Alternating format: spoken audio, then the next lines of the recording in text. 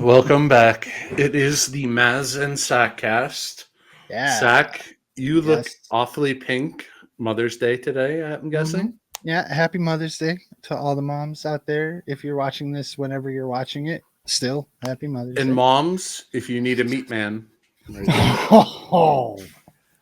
Oh, Yeah. we are, I we're oof. cooking. We're Yeah, cooking today. We're on it. We're on one.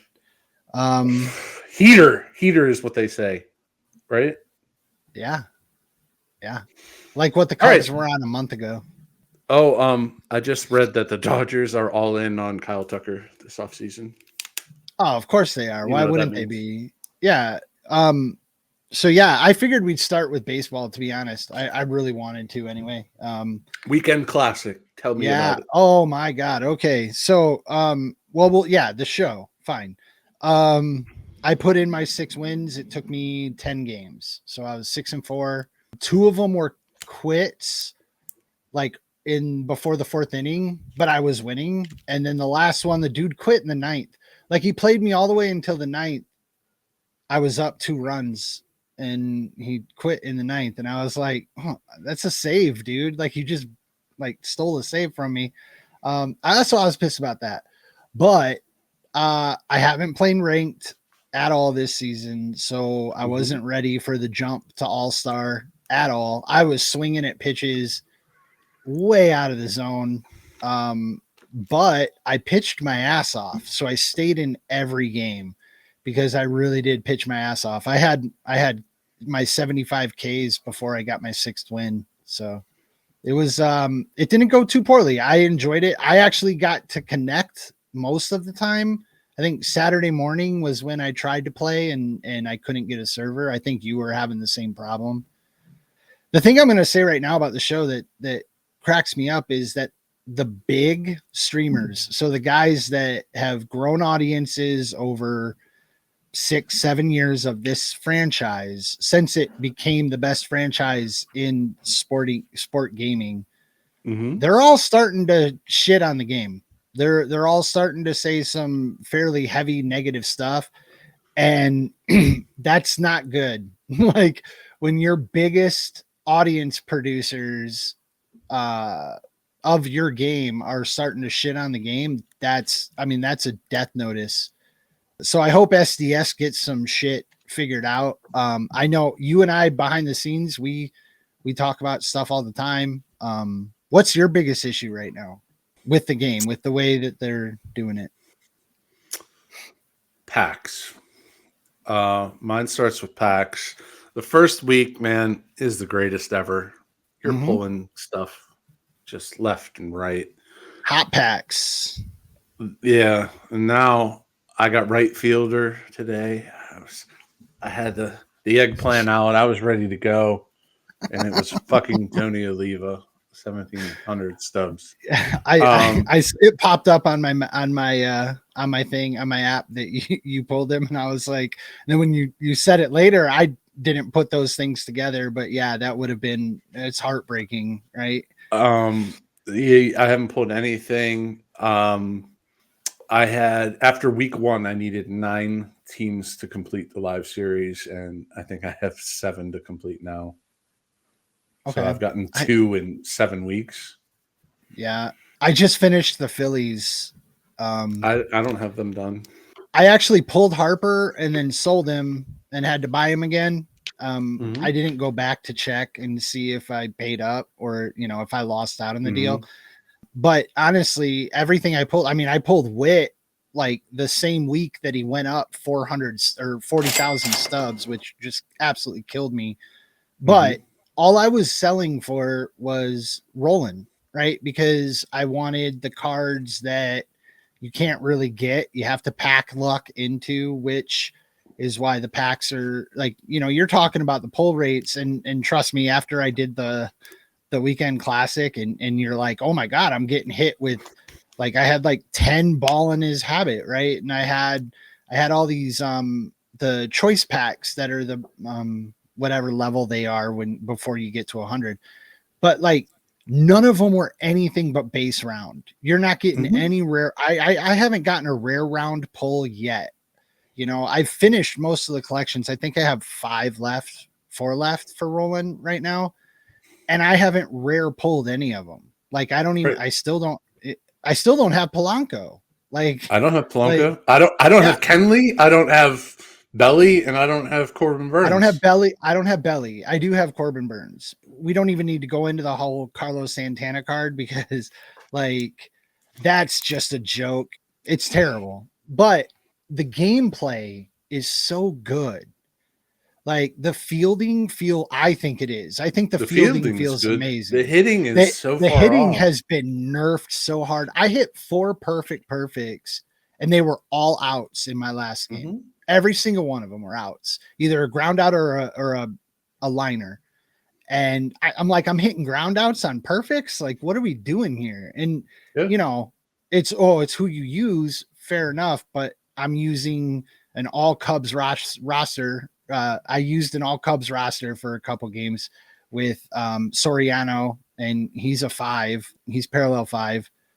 And I'm getting 15 points boost to everything. And I still had to go to the 11th inning to get a run, you know, like there's something with the hitting that's a little off. But I'm still loving the shit out of the game. And I play all modes too. So like I'm in my 2nd season on Road to the Show.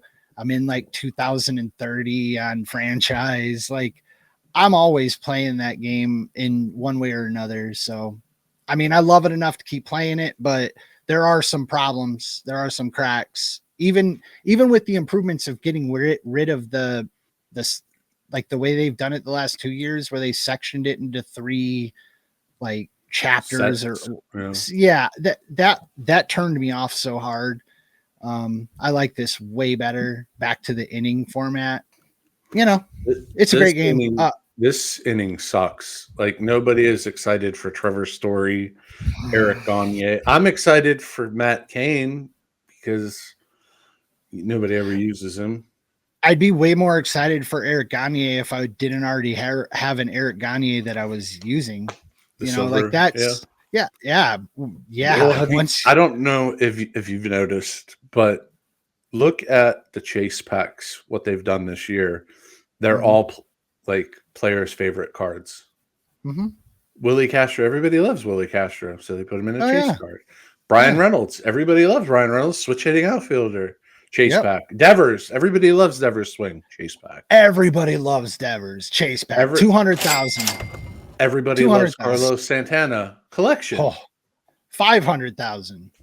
Yeah, it's like the Shohei thing. Like Shohei, I don't have a problem with Shohei being 500,000 stubs. Every top card, you know, Trout would be 500,000 until halfway through the season at least. Like for all the years that he was the top card, like it's not. You could make stubs back then. Card. Oh yeah, 100%. This year. And there weren't 7 teams guarded by 6-figure stubs guys. That has never happened before. I mean, speaking of which, I'll tell you somebody that you need to buy right now. Oh, Skubal. Oh, I know. Oh my God, I know. I don't even know if he's buyable, to be honest, right now. I already have him for the live collection, but like, oh, you do? Yeah. Oh, good, because his last 32 innings, he has 50 Ks and like a 1 ERA. He's going to be a 90, and he'll be 150 stubs, 150 K before you know it. The cool thing is at least in the past, and I don't know if this is going to happen again because the market is completely different than it used to be with, you know, you're talking about it with the pull rates and the packs and everything else. The market is just totally different than I'm used to. I would assume that those cards that peak up over 90 when they've been lower will do what they've done in past years, where like they'll still stay reasonable because people will put in orders and get quick sells for their old values, you know, at a point. They just changed that Friday in the update. Did they? You can't do pre-sales anymore. So they were. So what? Oh, okay. Well, whatever. I really hope Beatty gets supercharged tomorrow. Tomorrow is going to be Shohei. He had a walk off. Marte, he had 3 home runs Friday. Did he? It was 14-11. Shohei Oh, had a yeah. walk Okay. off in the 11th or something. Beatty will get supercharged I or hope player of the so. I week mean, or he something. had 3 home runs in a weekend series against the Cubs. Like, I mean, he's But you're still not in going to his make any first. stubs for the supercharge. No, I'm counting on Yeah. him going to silver. He's a bronze card. Like, Right. Right. which the longer he plays, if he keeps hitting bombs, he's absolutely going to go to silver, Just like if not PCA. gold. Yeah, 100%. PCA jumped to diamond, like boom. I don't know why I didn't think to just buy a shit ton. I already knew that was going to happen, but like, you know, Well, you because get it's different. You don't need to it do is. that. Now you It's do. different. It used to be you could just buy and then flip. You know, you didn't Yeah. have to play the long game. But now I've seen it and I'm I'm gonna start doing it because I want the live collection. You know, like Right. I want that done. I'm not gonna play the amount of time that I play and be satisfied with not finishing the live collection. Like it's gonna piss me off. But here's the thing, like now we're into the divisional cards. They don't matter anymore because we're already at 91s.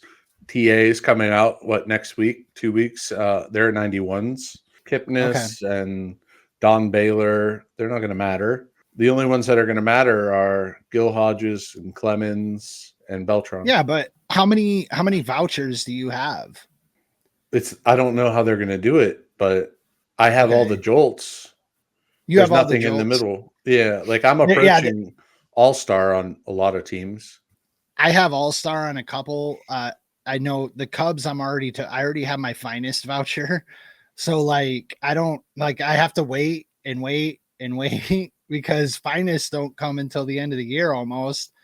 And like I always get excited for the All-Star cards Yeah, because you've got guys that they've waited to put out cards on because they're waiting for that All-Star card, you know.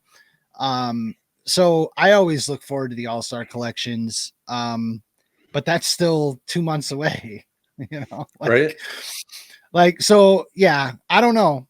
To real So life baseball though. Oh no, finish up. I can tell you like why the elite people are pissed off.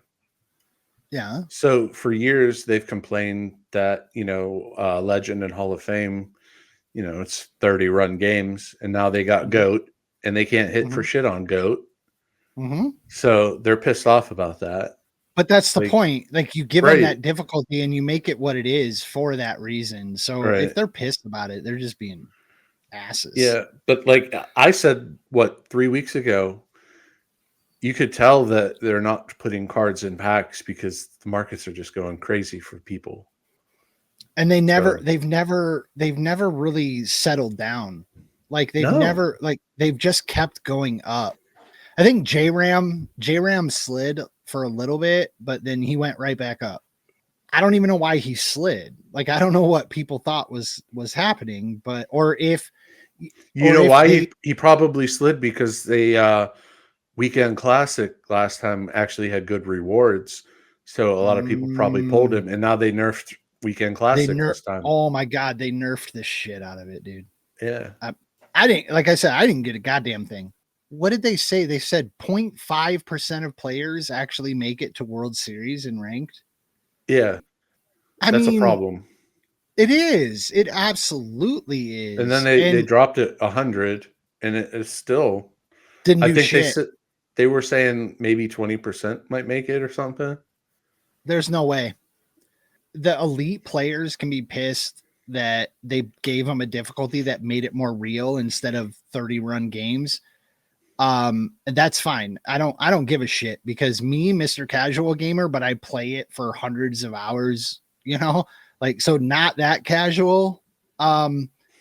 All-Star and World Series are hard enough for me. Like, Right. like All-Star is tough. Like I have to adjust to it. The hitting is like the movement on the pitches is just an insane different step up. And then the speed of it coming in, especially on like when you're playing live games, is just like it's a lot to handle. And yeah, GOAT is as close to realistic as you're gonna get. So figure it the fuck out. If you're that good, okay, fine. Do it. Right. But those guys don't care about the rewards, right? Like the game opens up for them. If they want something, they just either play it or they buy it because Or they go do a BR run and get stubs that way. We don't have that luxury. No, hell no. But it's not our job. And Right. like we're not, it's a hobby and it's fun, but it's not fun. World Series is not fun. Like, I don't care if you're playing against the computer. It's not fun. It is hard. And when you're doing it as a professional, it's not hard anymore because it's all you fucking do. Good for you.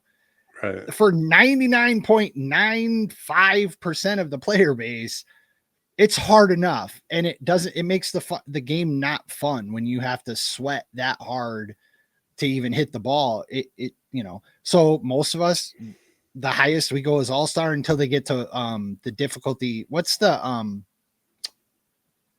program they do every year where it's like the hardest shit? Extreme. Yeah. Dude, I loved that. And I've never been able to finish the program, but I've come close in previous years. Like, I love that, but that's a specific challenge. Right. Like, you're going to tell me to play every weekend to get bullshit rewards. And every game I played, all 10 of them were sweaty as fuck. Even the quits, they were sweaty. So I'm 1-1 right now. Mm-hmm. And I don't even know if I want to keep playing, because if I get to 3 wins, I get a rewind pack for the weekend classic from last time, and they're 3,000 stubs. Well, yeah. If I went 6-0, I got chase pack 4, which is even guaranteed a diamond. So why would I even try? I don't know. And I lost game 1 because I got disconnected like everyone else is today. Yeah, there's a big issue. That's with bullshit. I heard. It definitely turned into a little bit of angsty on them. SDS, we fucking love you. I mean, it kind of goes back to our original meetup story. We started playing Supercard, and then when I left Supercard, I went into this game hard fucking core, and it took me a year and a half to get you to fucking get in, and ever since you've been fucking exactly who you are and played a lot more than I did the last 2 years. And now I'm sitting here back into it 100%. And you're like, man, it just isn't the same. And I'm glad it's not the same. But we both agree that the pack shit and the way that they're pushing packs, the way they're hiding the best players in the game in the most egregious packs, I have to assume that their logic is over the course of the season, they're going to give us enough packs that we are going to luck into a lot of these guys. And unless we're playing enough and being good enough to get enough stubs to buy them, we don't necessarily deserve them this early in the game. And it kind of establishes a hierarchy of the players in the game. Now, I'm not saying that that's like, but to me, it kind of feels like that. It kind of feels like, if we're patient, if us plebs that only play on All-Star and fucking, jerk around on veteran and in our franchises, we'll finally get the cards eventually. We'll get them eventually, but only the best players that play the hardest, and do the most have the stubs to get those cards now. And that's the way they want it. I have to think that's the way they want it. I don't think that is, because here's my logic on it. You get a lot of packs, right? Yes. But conquests, how many chase packs are you getting from those?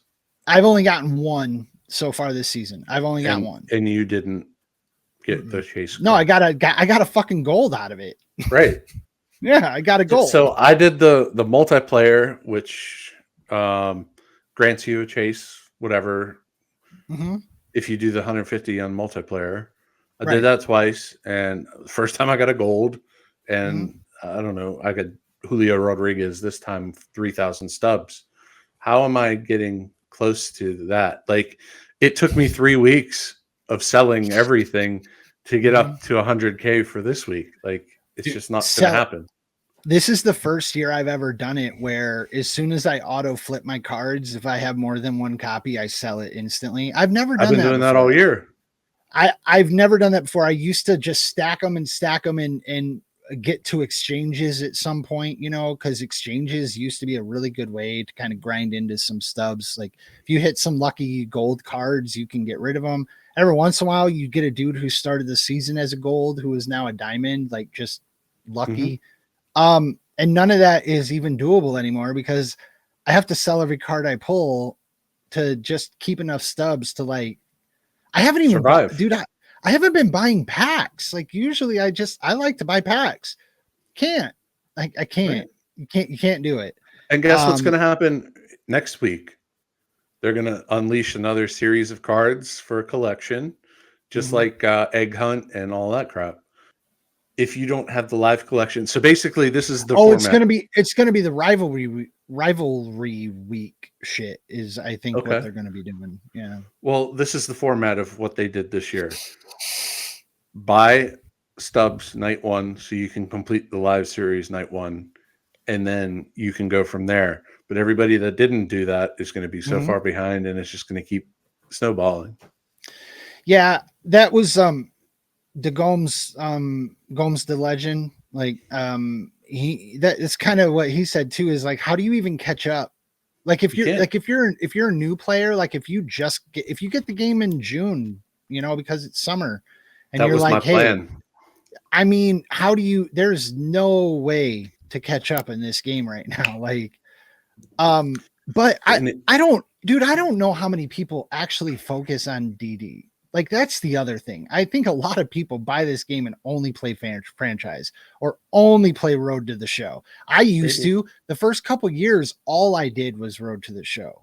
That's all I did, and I loved it. It was still a good enough game, and that's the point I want to make to end this segment here. They've made the best sports game there is on the market right now, like head and shoulders above Madden and FIFA, and Formula One is crap. Like 2K, they're doing 2K is, they're not, I don't like playing those games at all. Except maybe wrestling for a little bit sometimes, but it's not, definitely. If you think our packs are bad, I watched Troy Dan open thousands of dollars of packs and never get anything in 2K. And that's the model that SDS went with this year. It feels like they kind of pushed a little bit more that direction, and that's kind of heartbreaking because the thing that I love the most, the thing that I told you when I was like, dude, you got to play this game, is that you could earn everything, man. You play the game and you put in your time and you love baseball and you do the damn thing. You got the cards and it was so rewarding. And there's always been cards hidden behind paywall shit there, and I don't care about that. That's fine. And honestly, if it feels ethical and I don't feel like I'm getting ripped off, I have bought stubs in the past, even though I claim to be a no pay player. But right now, stubs don't even feel worth it to fucking put cash behind it because anyway, like I said, we love the game. We're going to keep playing it. We're probably going to keep talking about it. I'm sure many changes are coming because they do listen to their community too. They do.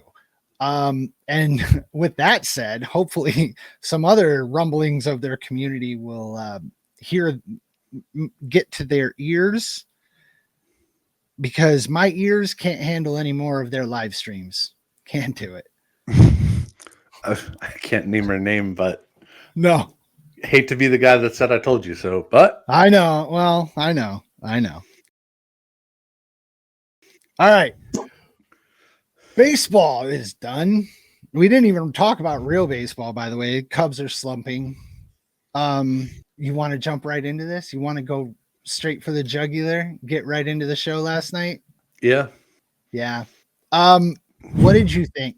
Just give me your as a whole, as a show. What did you think? C-, and that's probably being kind. Okay, so that sentiment, it feels like it's really like a love or hate show, and I've heard a lot more of exactly what you said. I personally was so impressed. I thought it was a great show. I thought every match had its own feel, its own story. I thought the performers in every match, and even the bad one, I still thought that the performers went out and did top fucking notch work in They every did. situation. So for me, oh my God, the crowd was probably one of the better American crowds we've seen in quite some time. Yeah. And obviously Randy plays a part in that, being the hometown guy, but like all the way around, I had it at a B plus. And as we work through this, we'll get to some places that maybe you think it really failed, and I thought it did well, because Okay. I thought it did well. I honestly, looking at just the matches, Mhm. where are the stars? This is a Saturday night's main event show or a Raw show. It's not a pay-per-view. I mean, you got Cena and fucking Orton. Cena, so I don't want to go there yet. I know, but I'll those wait guys are until stars. And I know, look, if you're going to make the argument that because they were a bunch of mid-card matches that it feels that way, like, I get it. Yeah. I think But that's the argument. and I think I'm going to make the point that that's what made it great, because I've talked about this for the last couple of shows we've done. That's what the weekly shows are about. They're about the mid-card belts. But You've in said every that single one of 3 times, I in, think, definitely. in every single one of these matches, you had former champions for a mid-card belt. Okay, except for Penta, because he's not technically a champion in WWE, but he's been a champion other places. He's a champion. He's a skilled veteran. Like, you're elevating every single belt. You elevated You are. every single belt. You are. You are. And they have a night of champions that they promoted during the show. And that's going to be, you're going to get everybody big, but you're going to get shit matches that mean nothing to the title. So that is another story. This Yeah, week, I just saw that this is the first time in 7 years that they aren't having a match in Saudi Arabia, and poof, there it is. And then there's Saudi Arabia getting Night of Champions. Isn't that great? Yeah, because they're going to Australia, right? Crown Jewel. Oh, I don't know. Yeah, no, I think it's in Australia. That makes sense. But yeah, so like, I get what you're saying. And even in this first match, which we're going to start now, the Fatal 4-Way, like Drew and Taker Ramon. Mm-hmm. I mean, you got 2 former champs that, like, and they've been in a feud for, oh my God, I don't even know how long. I'm assuming that they're both taking a little time off, or somebody's doing something, because they took themselves out of this match late and did a big spot, which is going to end in Drew's injury, I'm sure. You saw it, right? The spot? He didn't hit the table. He hit his head on the floor. Oh, he missed the table. So that was why. I must have missed that part of it. It did look that he I saw it on Twitter today. Somebody had it broken down. Okay. Damn. That sucks. Yeah. Okay. But still, I mean, either way, I think that's the way they were going anyway. Like, kind of like what they did with Kevin Owens and Randy, right? Like, they do things where, they go too far. There's no clear payoff for them. There's no like match that anybody really wants to see, like, to get another payoff for them. And they just can't stop fucking each other over. So if both of them can stay in the business, maybe in 3 years, we'll get them for a belt again as like we never finished, blah, blah, blah. But the other 2 guys were the ones that were supposed to shine anyway. Like, well, can I one more thing about this show? This show is the perfect parallel to UFC last night. You got champions, but it's the champions nobody wants to see. Yeah, I mean, that's fair, actually. Like, I'm not arguing with that.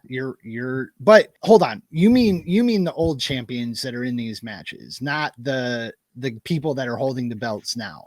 Because that's the thing. Everybody that was holding a belt when they walked in deserves that spot. They're fine. Yeah. I'm saying Damian and Drew, LA Knight. Mm-hmm. Yeah. Becky. Mm-hmm. Cena. And I'll tell you why when we get to that match. Seth, Roman, Cody, not on the show. The crowd started hot. Like No, the crowd was great. LA Knight has grown on me. Like I used to shit on this dude. Yeah. And he's put in some work, man, and he's cooking okay. right now. He's okay. He is Damian Priest last year with you. Yeah. You hated when we did our booking shows. I drafted LA Knight, and you were like, "This guy sucks." And now here you are. Yeah, just like Vince. Well, shit on her head. Hey, I'm not saying he's like amazing, and I don't think he's going any further. He is what he is. He's a good hand who has trained a bunch of people, and his gimmick right now is over. And I love it. I love it for him. I love that he gets a run in the show with a lot of sunshine on him. I think it's fucking great. But he's probably not more than what he is at this point. He was the first entrance last night, right? He came out first, and the crowd was ridiculously wild. Oh, they did. Yep. Yeah. Absolutely.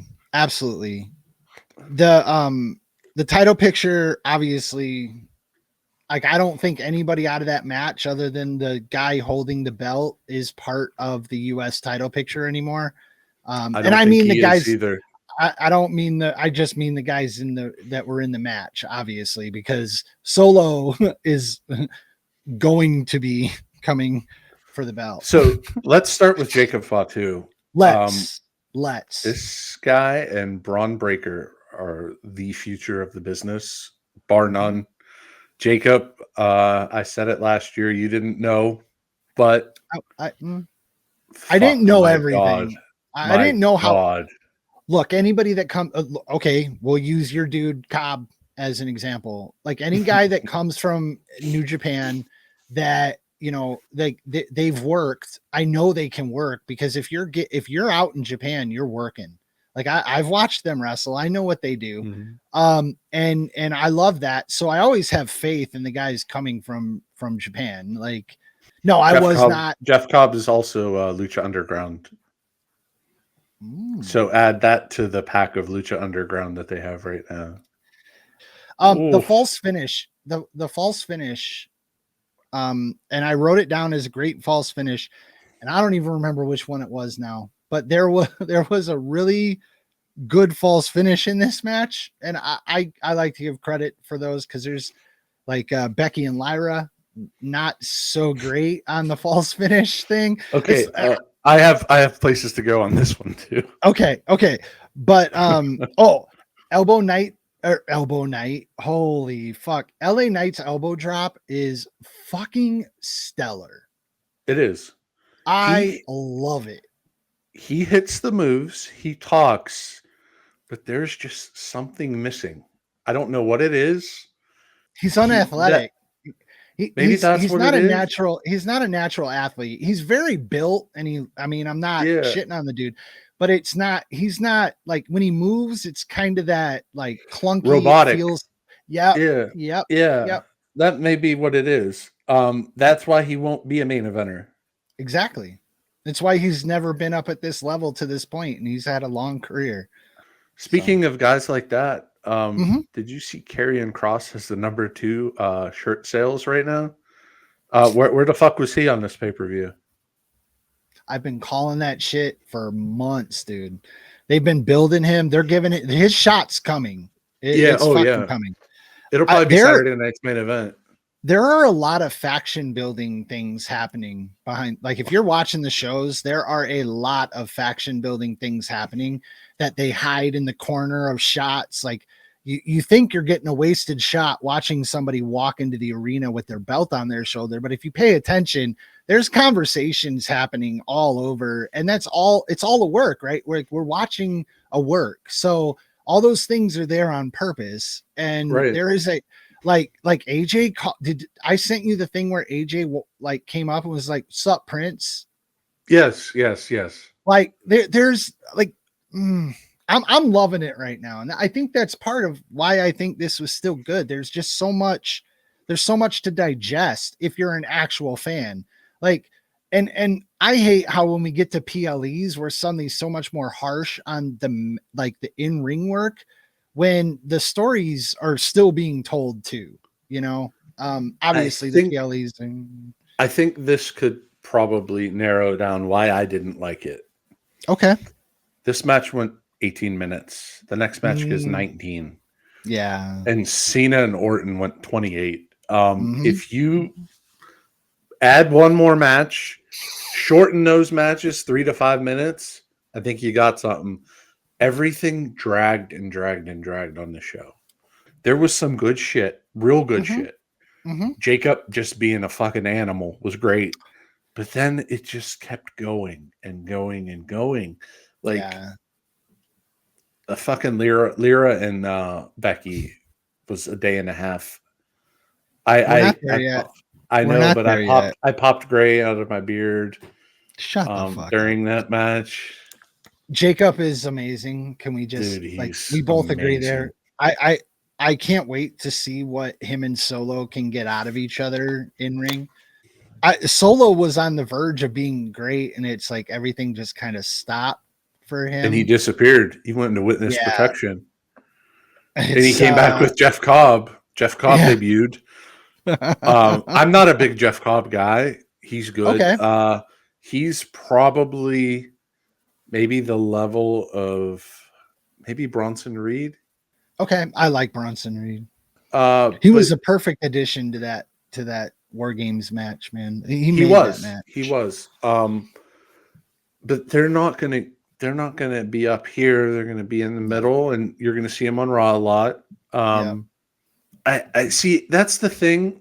I think maybe Saturday night's main event, you don't put those guys on pay-per-view. You save Saturday night's main events for like the Killer Crosses and stuff like that, instead of being Gunther and Jay. Well, they're putting that shit on NBC, dude. Like they want crowds. Like we can talk about Saturday night main event like a little bit later, but I'm just gonna make a point that I don't like Jey Uso versus Logan Paul. But do you know how many people that don't? You gotta be realistic with some of these things, and they are there to make money. And when it comes down to it, they're gonna be able to show numbers being great, and it just keeps snowballing. Now we know, because we've seen it happen, if you're not actually laying down some good structure, like it will fall apart. Like it'll completely fall apart, because you can only rest on popularity contest shit for so long before the fan starts turning. I mean, Cody got hit with booze at Mania, like we talked about. Like I don't think they planned for that. I don't think, like I don't know. I could be wrong, but I like the idea of Jacob not wanting Solo's help and kind of being put off by it. I do too. I like that. I think that was a great ending for not just the match, but for the belt, where it goes next, and I'm excited. Like Jacob is a star. Give Jacob Kathy Kelly, and she just points at people and says kill, and he just lays people out. So I asked you before, and you said Shinsuke. I thought that was very interesting, by the way. But I think this might be better. Like I kind of dig that. But if he doesn't want help, like if he's not going to take it from Solo, she's a mouthpiece, though. Yeah, well, she's like Lana, Rusev Crush. Oh God, wouldn't that be funny? She's not. Didn't they sign her to a Legends deal? I think they signed her to a Legends deal. She's not coming back. Good. Okay. Another person that's not coming back, Cora Jade. She's doing OnlyFans. Okay, dude. Next match. Okay, because don't shit on Lyra. She was great. She was, and I like her. She was way more over after the match than she was before the match. She was. I dig the wings. I dig the wings. Becky... I'm glad. Stop interrupting me, motherfucker.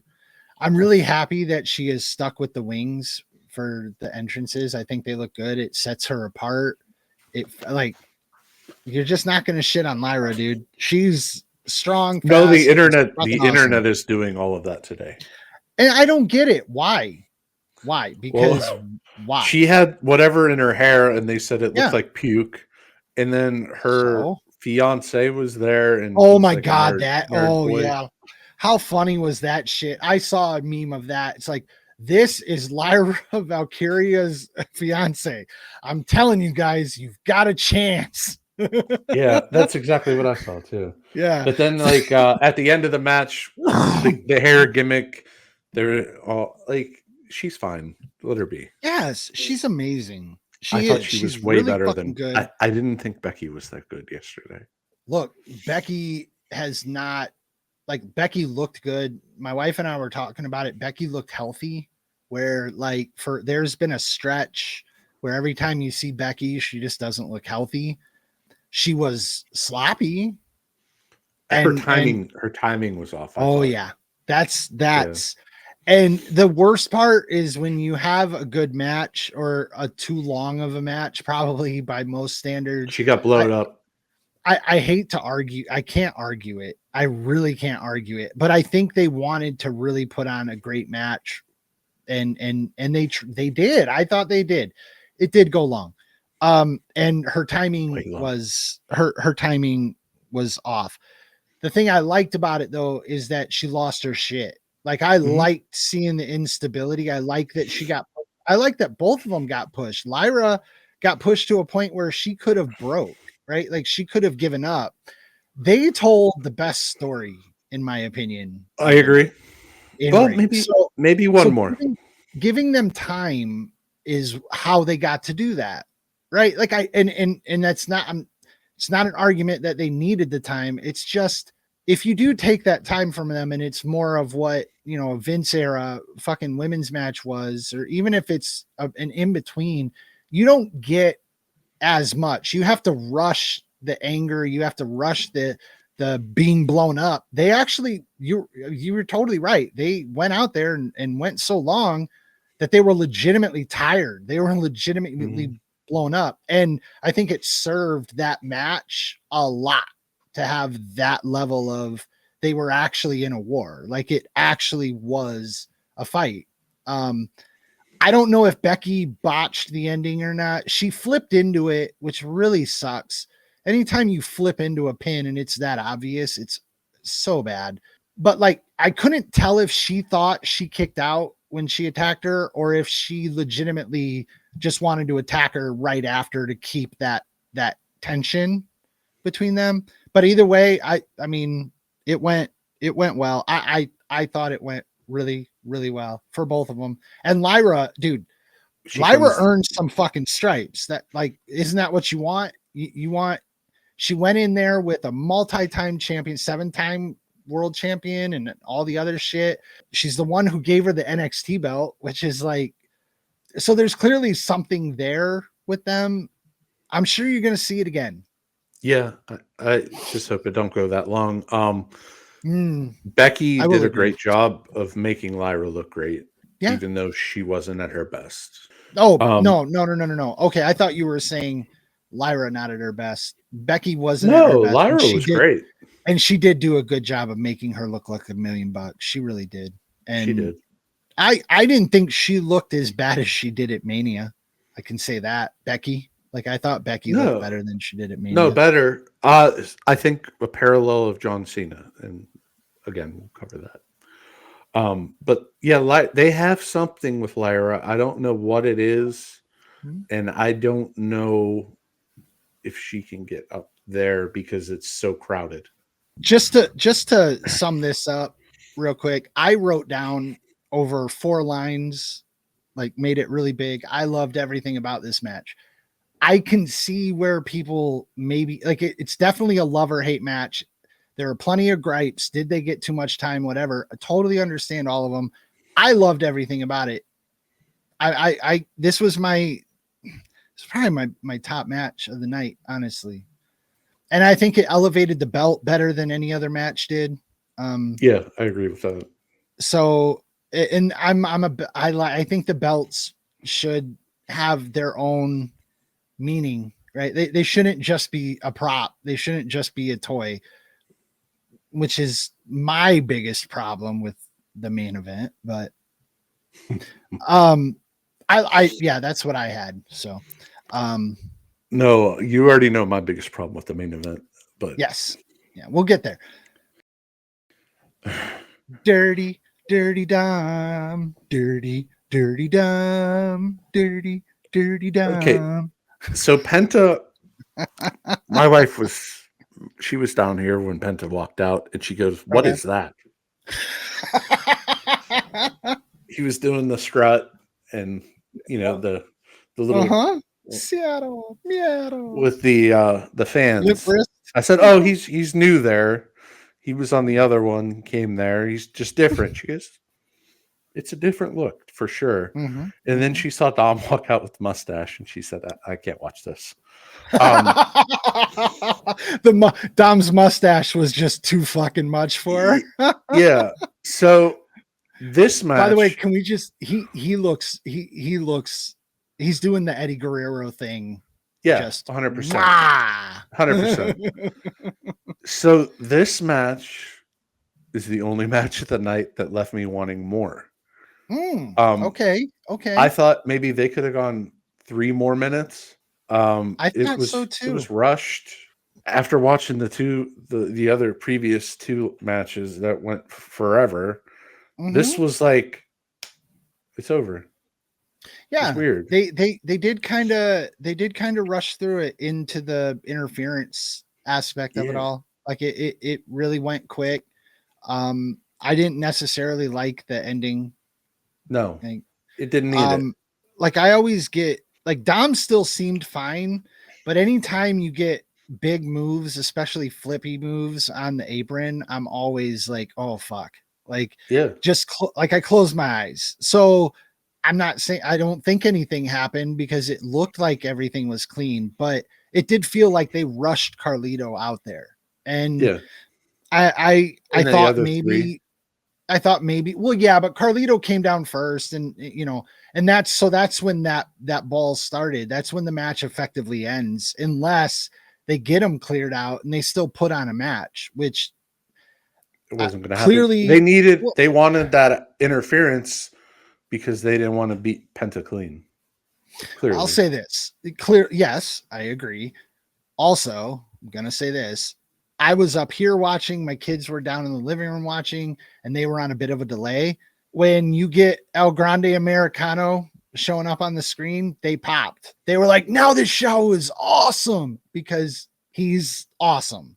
And I like that he's going to stay in that title picture. It was rushed. You're right. And with the length of the match right before it, it felt like they turned that match into the go to the bathroom match.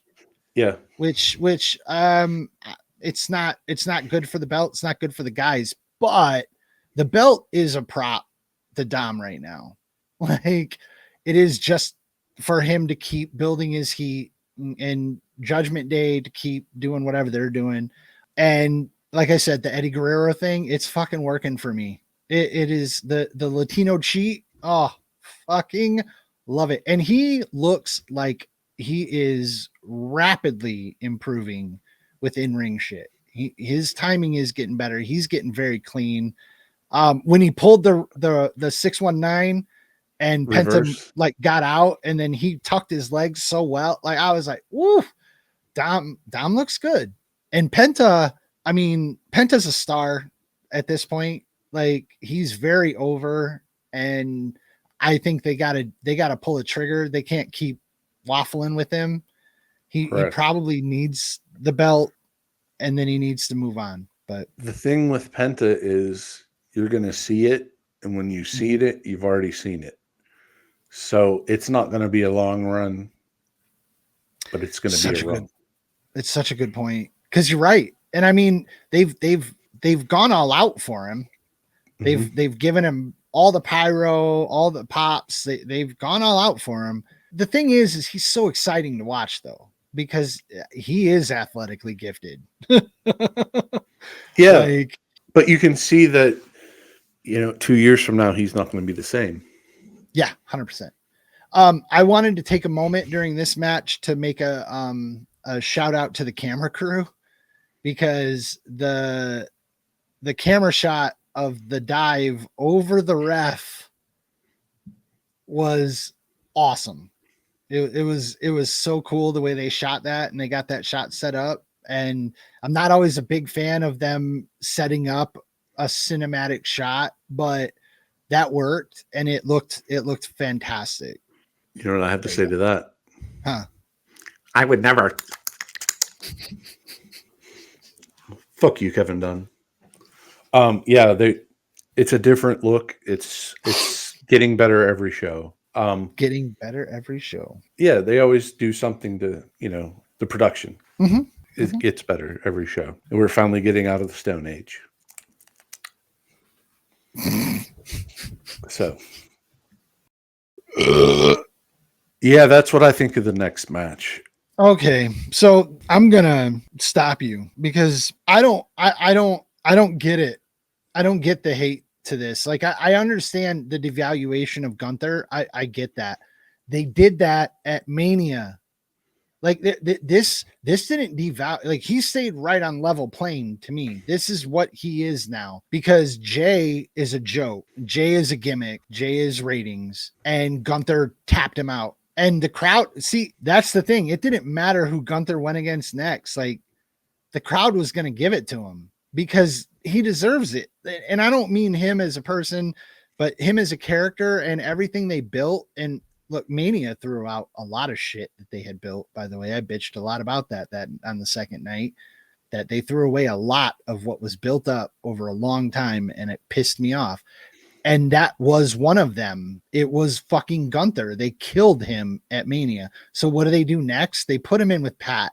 Either he's being punished because he fucking pissed somebody off, or there's something around the bend that is going to take some time. Pat, from his angle and from the angle of Michael Cole, Michael Cole's narrative about it, they're doing the pop, what are we talking about in media and politics today? The media being bullied so they can't say what they think.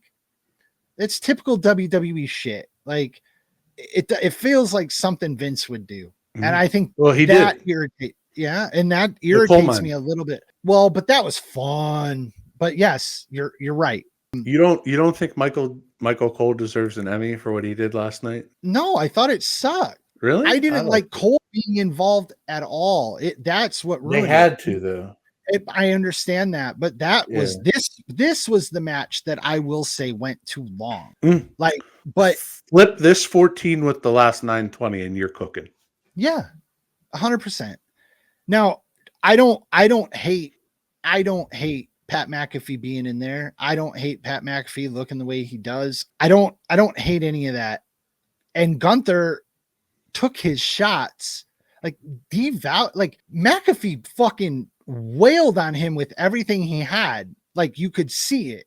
He was hitting him with everything he had. And Gunther even had marks on his chest. He had blood on his chest from popping vessels and shit. And he didn't even break a sweat. It wasn't until Cole got involved and it had to keep going. Like, at that point, I wanted it to end with Gunther never breaking a sweat. Pat can still do his pump up and everything else. But like, when he was just taking everything he gave, and when he gave back, Pat couldn't even fucking stand up. I was like, okay, they're cooking. And I didn't hate it. The kick out at 0, like, you had a Gunther kick out at 0, right? Like, how often do guys kick out at 0 on anybody at this point? Never. Like, yeah. And so that was something I enjoyed. I still think there's something that it hasn't happened in all of this, right? Like, but at the end of the match, it felt very final. Like, it felt very much over. I don't think it is, sadly. It should be. The rumors were what? Go ahead. That it was going to set up for Goldberg, and that Goldberg was supposed to come in and help Pat, and that it was going to lead to a retirement match that Bill basically begged for at SummerSlam. That didn't happen here. If you're not going to do it on a PLE, you're probably not going to do it. They could do it in Saudi, though. Oh God. Because they always want something good.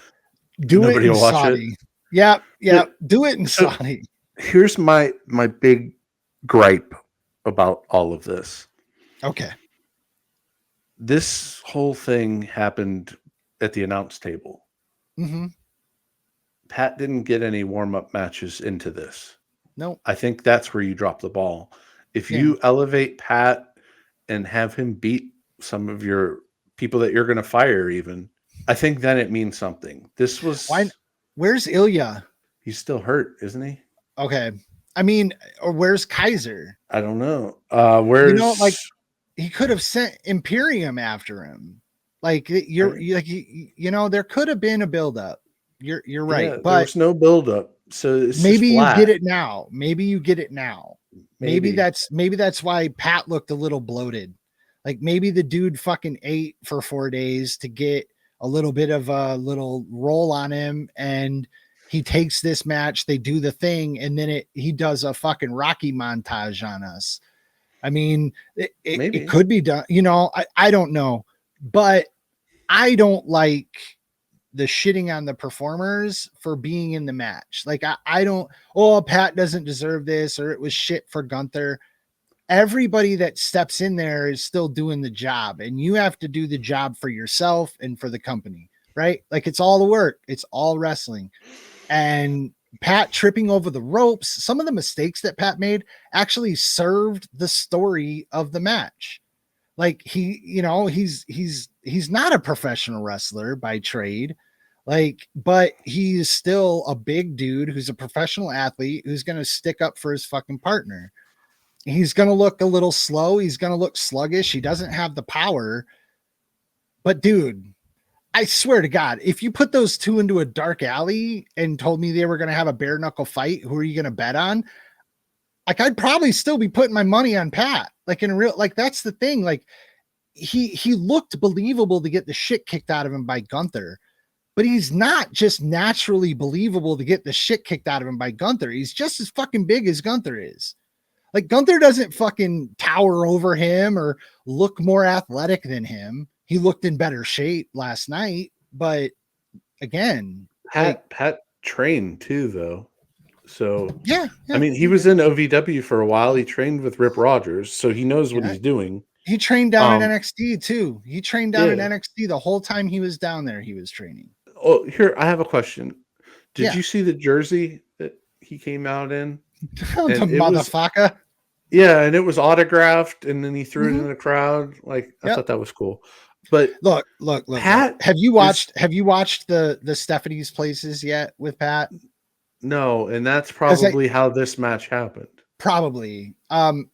It tells a pretty good story of like who he is and where he came from and how the show grew up. I mean, I was an early adopter. I was watching Pat when he was in a dark room and fucking Adam Cole was coming in there and they were basically fighting on fucking set. That shit was hilarious. He's had a couple dudes destroy shit back then. Brock Lesnar was on that show, and it was one of the best interviews I've ever seen of Brock Lesnar, and it's probably the last one we're ever going to see. But Brock was like super candid with him and busted up a lot of shit. It was so fun, and that was before Thunderdome and everything else, man. It was a long time ago. Brock was there last night. He was? I saw pictures. He was in the arena. Okay, so the Brock Lesnar guy, the guy that did when he came back the first time, you know who I'm talking about. He was in the front row, and I was like, and I was like, I haven't seen him at a show for a while, so I was wondering. But from what everybody like, isn't Brock like lifetime banned? Like he can't. He was there. Like, I walked out of Dallas NXT with John Glick and that Brock Lesnar guy and Jim Ross and Michelle Beadle. Oh, that's cool as fuck, man. A kid walked up to Brock Lesnar guy and was like, "Hey, you're Brock Lesnar guy." He's like, "Yeah, I am." He's like, "Can I get a picture with you?" He was like, "No." Yeah. St. Louis. Let's talk about he's from Chicago. Glick is from Indiana, so that's probably why they were there, by the way. Let's talk a little bit about St. Louis as a city. As a place. Don't even get me started on that fucking All right, let's not do that. They showed up for Randy Orton last night. They did. Showed up. They showed up for Randy. You know what else too? St. Louis is majority of a black city. Mm-hmm. It was mixed too. There was black folk and white folk there. Yeah, it was one of the fucking cooler things I've ever seen. Like I had it up there with CM Punk coming into Money in the Bank, to be honest. The way he stumbled, like when he came out and he had game face on, you know, and then as soon as they started singing, he like fucking almost fell backwards, and he's just like, holy shit. Like you could see it clear as day come out of his mouth. And he just had the biggest fucking smile on his face. And I'm going to tell you, it actually kind of breaks my heart for Cena a little bit, because he's having to do this nasty thing to the crowd and they won't let him. They keep cheering for him. They're not going to let it. Like, it's just Randy gets that kind of reception, and John's going to retire never getting a reception like that again. It was a lot, man. It started off the whole thing on a weird note for me. It put Cena's run into like a weird perspective, because Randy Orton has never been received into a stadium like that. Like, they've been singing his song for a while now. I get that part. But dude, people hated Randy Orton. Like, Randy Orton is one of the best heels of a generation. Like, easy. To see the love was great. It was fucking awesome. He liked it. Oh, he did. He fucking loved it. He loved it. Yeah. So Randy Orton. Mm-hmm. The best way to describe Randy Orton to me, I've had many occurrences with young Randy backstage when I worked at the arena in Pittsburgh. Okay. He came twice. He did run-ins, and he came through my office to get through that. I've seen him ironing his jeans numbers of times backstage. Randy Orton is a guy that's there on top, and you're like, why is this guy on top? And then 10 years from now, this is exactly how I feel about the Macho Man. You're going to watch after Randy's gone, and you're going to be like, man, this fucking guy's so good. But while he's there, you really don't appreciate him because he's there. Always, right? Like, he's always been there. Always there. Always there. Like Sheamus. Sheamus is another one that's always there. But Randy, really good. Randy has probably, in the last 20 years, Randy probably has psychology down the best. Jake the Snake, Jake Roberts level psychology. 100%. He's just so fucking good. And so now we're at this match, right? We're discussing the match. Mm-hmm. Yes. Cody and John Cena at WrestleMania was about 65% of John Cena. He's rusty. Last night, maybe 70%, maybe 75% of Cena. Randy had to slow down for Cena. He did. So many times. The Power Slam. Go back, watch the Power Slam. Watch any Power Slam that Randy has laid in the last 10 years, and just see how much he had to slow down for John Cena. A lot. It was so obvious, dude. It was so obvious. And I wanted to let John off the hook and say it's he's ruining wrestling, but well, so think about this now. So how many matches has John wrestled in 4 or 5 years? Yeah. 2, 3. So it is the rust. It is the rust. I mean, he had the cinematic match with Bray, so that doesn't count. Oh, 100%. He probably the last match was when he was in the crowd at WrestleMania in New Orleans, and then they went to the match because whoever was there was there. That's probably the last time he's really wrestled. So ring rust is real. John is old. Yeah. Oh yeah. And he was never the cleanest anyway. No, but my God, Randy, like, watched that match last night, and Randy is so far much better than John.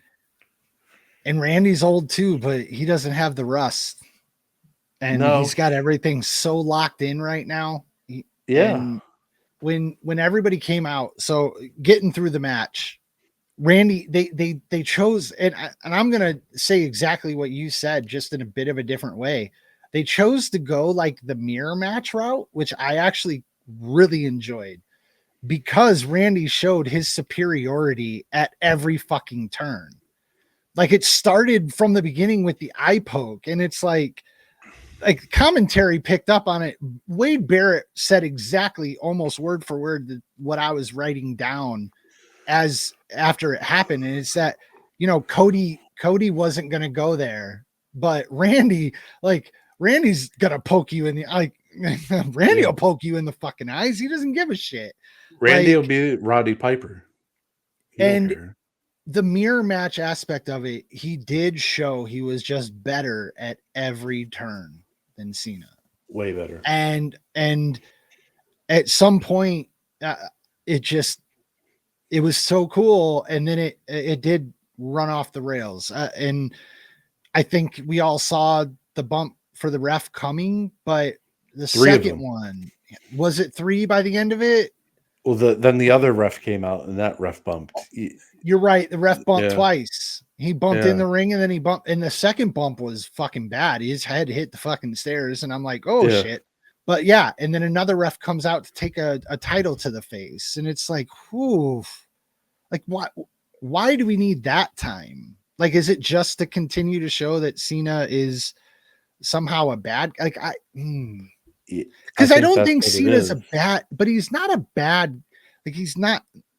He sold his soul. I think that's the story that they're trying to go for. I think it is too.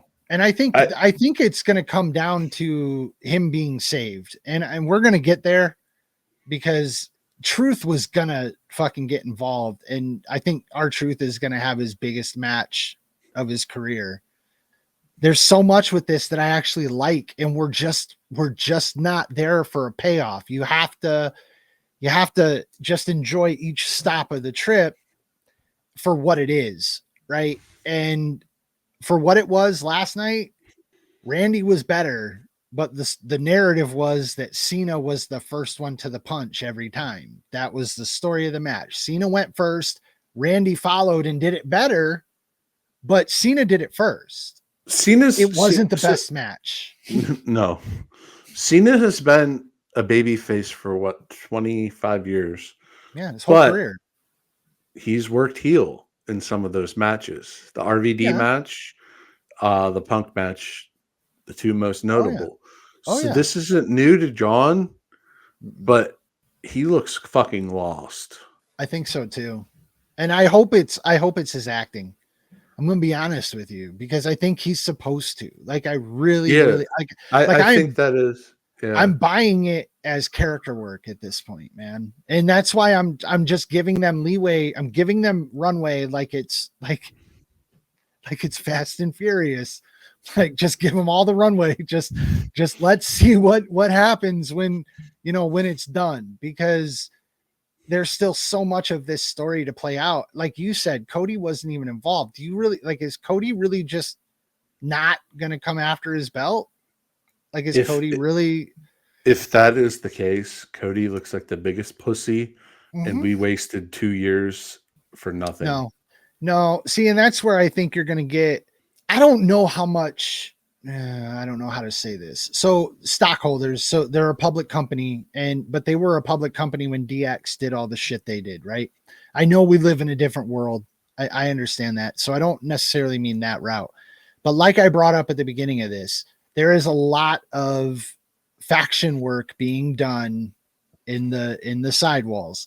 I think there's, like, we could be talking about how this built into what we're watching 3 years from now. Cena could be telling a story that leaves the business in a place to move forward. I mean, I don't hate it. The only thing I'm going to say to completely caveat all of that and say it could mean nothing is that I do believe that Dwayne is the asshole that he is. And I do believe that Dwayne came in and fucked all this up. I don't think Cena wanted to be doing heel work right now. I don't think Cena initially planned on doing heel work right now. I think it is Dwayne's fault, and there's something's going to fix it. Let me just put it that way. I think something's going to fix it. How do you look back at this dude's last run and not be a little disappointed at this point? I mean, it's hard. For years we bitched about Super Cena, mm-hmm. and now we're getting Super Cena again. Well, we're getting Super Cena on steroids because he's telling all of us to fuck off. And like, at least then he wanted us to be with him. But he could work then too. Like, this is bad. I don't know. John Cena's best days of work were Thug Life.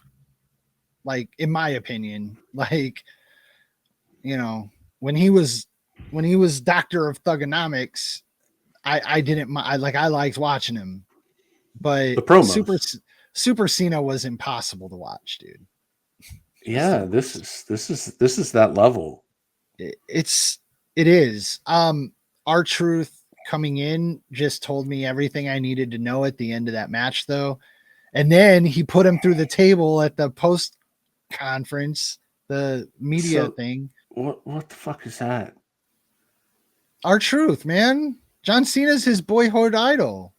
Come on. Yeah, but R-Truth has been a fucking joke for 20 years, a comedy.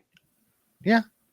Yeah. So now we're getting but he's also he's good.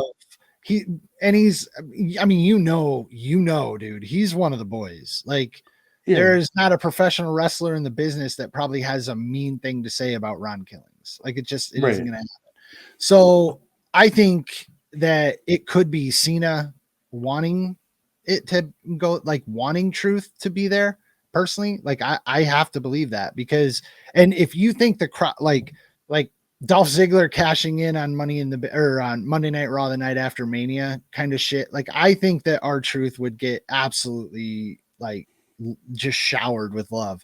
If anybody deserves flowers in the ring for a career, you know, he's the guy. And he could end his career. Like, that could be the thing that Cena fucking does at the end to finally crack him and take him back to a place where he's not this dude anymore or something. Because, like you said, if they're doing the whole he sold his soul storyline, which sometimes it very much seems like Cena does not want to be saying the things that he's saying. Like, he's an actor, so I have to believe he does that shit on purpose. Any facial expression he makes while he's on camera, he's probably thinking about it and doing it on purpose. He's not. Right. I don't think he's just winging it. Have you watched any, like, WrestleMania vlogs? No. He did a meet and greet, and he was happy John Cena with the belt. This is the night after he won. This before Raw. Yeah. So it is all bullshit. Mm-hmm. But god damn, man. Like, but this is how we're supposed to feel, man. Right. Because he's a heel. We did hate on him. I know I did. And I just did. I said Super Cena was impossible to watch. Right. Like, I'm still shitting on it as a gimmick and as a thing. If he came back and tried to do that, we'd all be shitting on him on his final run. At least he's giving us something interesting. He's having to work. Because if you don't think that, like, he's not just coming out in Fruity Pebbles and doing Fruity Pebbles, right? He's doing a new thing, and yes, he's done heel work before, but he's pushing the envelope with this. He's doing a lot of character work with this. Like, it's dark. Some of the shit that he has said in his live promos. Well, look at the facials. Look at the facials too. 100%. Some of the shit he said about Randy, I was like, dude, and it's not the old school funny stuff. It's just mean. I'm just enjoying the professional wrestling aspect of it, and the fact that he's an actor. Like, just and last night, dude, Randy, again, I don't want to lose sight of this. Randy is on top of the world right now, and I am just so happy for him. It's got to be weird for Cena to be at the exact opposite place when he's the one leading. Probably. I mean, for him, it's got to be weird, even though he knows what he's doing and he knows how the crowd, like, he knows it, but it's got to feel a little awkward, just a little not right, So because it does to us. put yourself in John's shoes. Mm-hmm. So when is this all over, in December or something? The tour. I know the last match is in Boston. I think they've Okay. advertised. Okay. So a year from now, John looks back and he's like, "What the fuck was this?" Or do you think he's like, "I had fun. I made money. I don't care."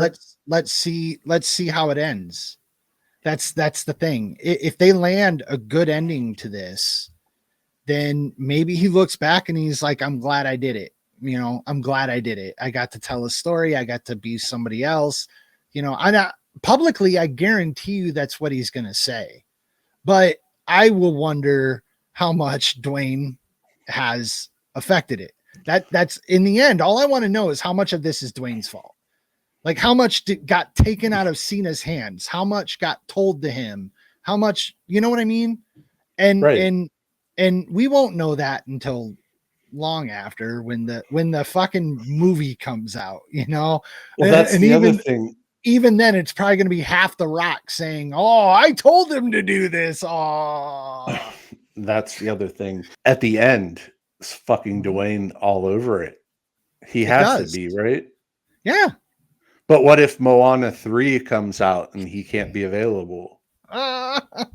So, like, you know what I'm saying? Like, I do. If it's Dwayne, I didn't show up to Mania. I don't need to be there. I can control it when I'm not even there. No, you sent out Travis Scott and nobody gave a fuck. Travis Scott again. That match, bro. I'm still pissed about that shit. Right? Yeah. And I am. Do you know who else I bet is pissed? Cody. I wasn't even going there. Brandy. Mm-hmm. No, so I said to my boys tonight, we were talking about the faction building thing, and I was just like, so you got AJ out here calling Prince, like you got Finn Balor being addressed by his New Japan Pro name in Bullet Club. You got Cody, who's kind of fucking like lost in the sauce a little bit. Can we get a little too sweet in the house, boys? Did you see that the brothers came back on Friday? No, I did not. In New Japan with the Bucks. Wow. And Gallows had like a Ric Flair robe on. Good luck in all of their future endeavors. Yeah, because that'll be happening soon. But my God, the biggest loser in all of this is Cody still. Mm-hmm. It is. It's still Cody. Cody.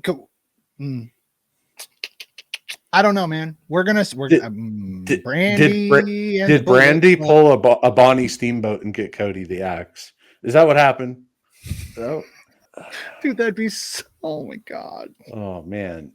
She could team up with Corporate against Cody.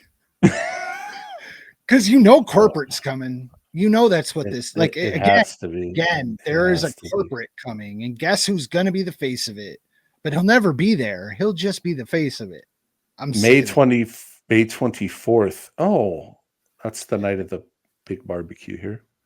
May 24th. Saturday night's main event. Yeah.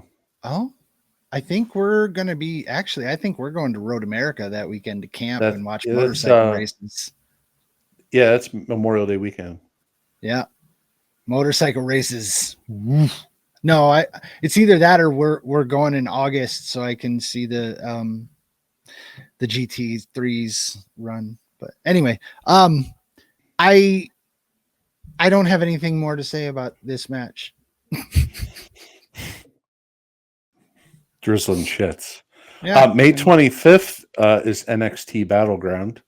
Okay. All right. So wait, they're doing a Battleground. Whole weekend. Yeah. After Saturday night's main event. Oba Femi versus Miles Bourne. Stephanie Vaquer versus Jordan Grace.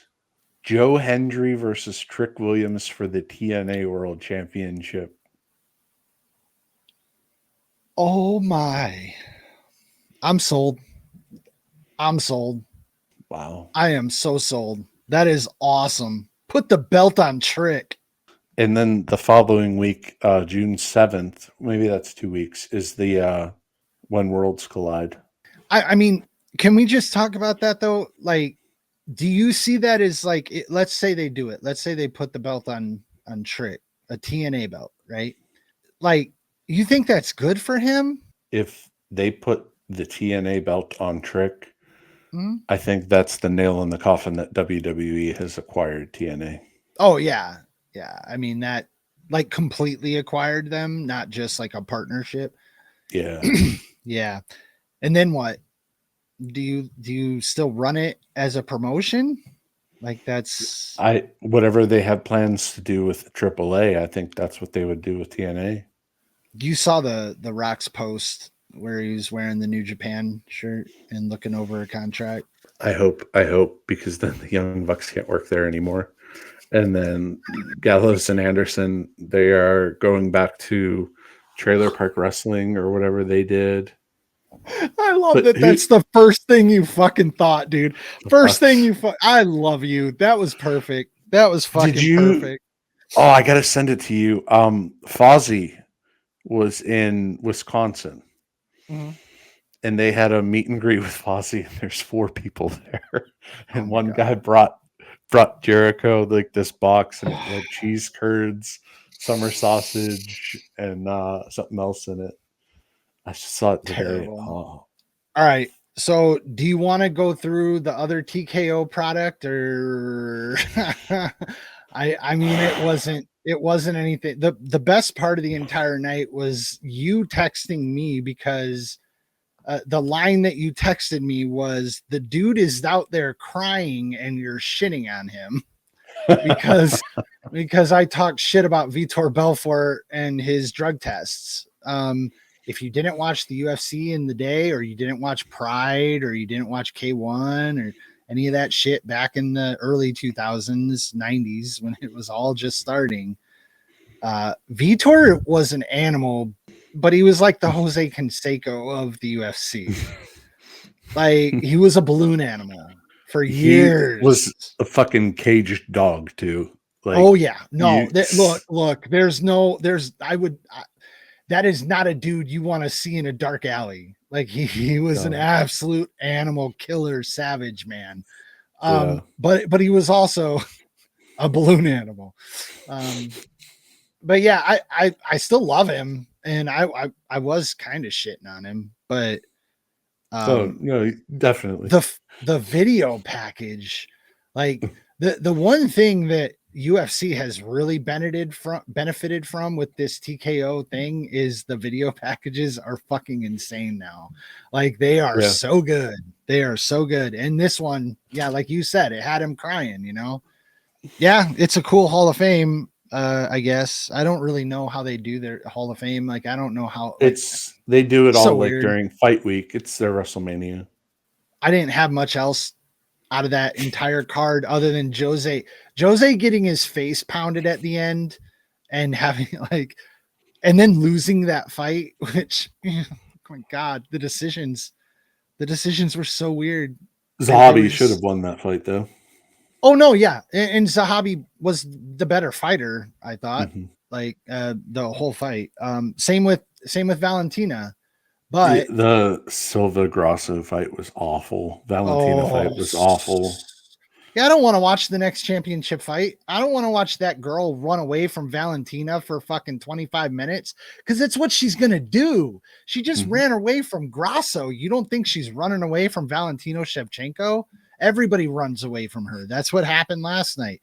That Mm-hmm. what's her name got punched in the face, broke her fucking nose, one shot, broken nose, blood everywhere. And then she was like, holy fuck, and it was avoid the rest of the night. And but I do believe that Valentina has a bit of an issue with hurting people, and because she is so good, you can't tell me she couldn't have closed that fight out if she had gone in like, I don't know, a Vitor Belfort.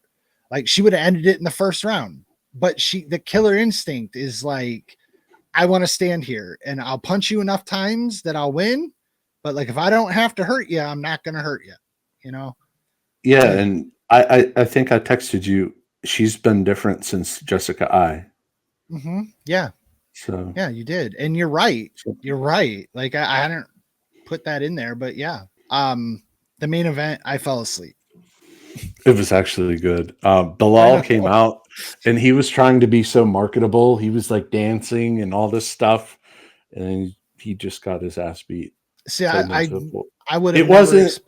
It wasn't like a one-sided ass beating. It was okay. like he took shots. He was bloodied. And Okay. Jack Della probably saved us from another bad champion.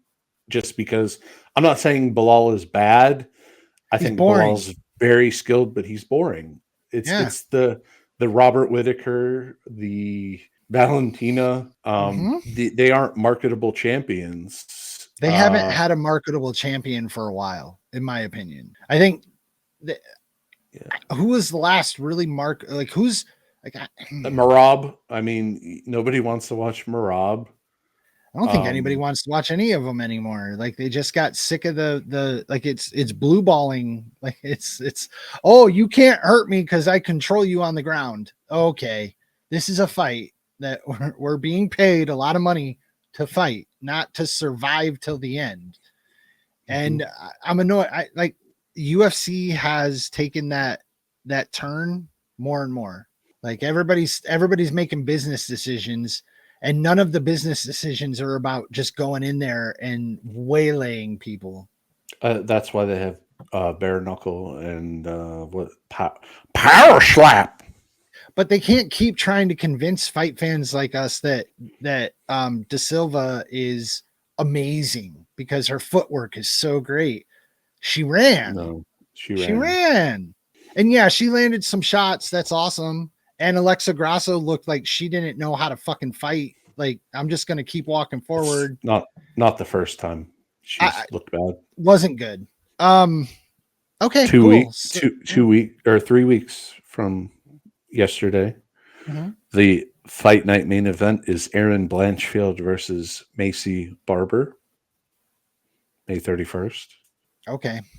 We love Macy. We love Macy over here at this. We do love podcast. Macy. I don't know if I don't know. And then It's a following, weird. It's weird for a main event. Sorry. Well, she also is ranked 4, which she shouldn't be. Then you have the Marab beatdown of Sugar Sean the next week, and the death of Julia Pena against Kayla Harrison because it's over. Oh, so over. So over. That'd be a good one. Hey, that'd be a good one if you think there's a potential upset. Put some money on, but I wouldn't see it coming. Juliana Pena is pretty much on her way out. Juliana's the champ, and she's plus 400. So there you go. Vegas knows Kayla's gonna destroy her. Yeah, and I hope she uses her title run to actually continue to beat people up. I hope she doesn't get the champion bug and stop trying to end people.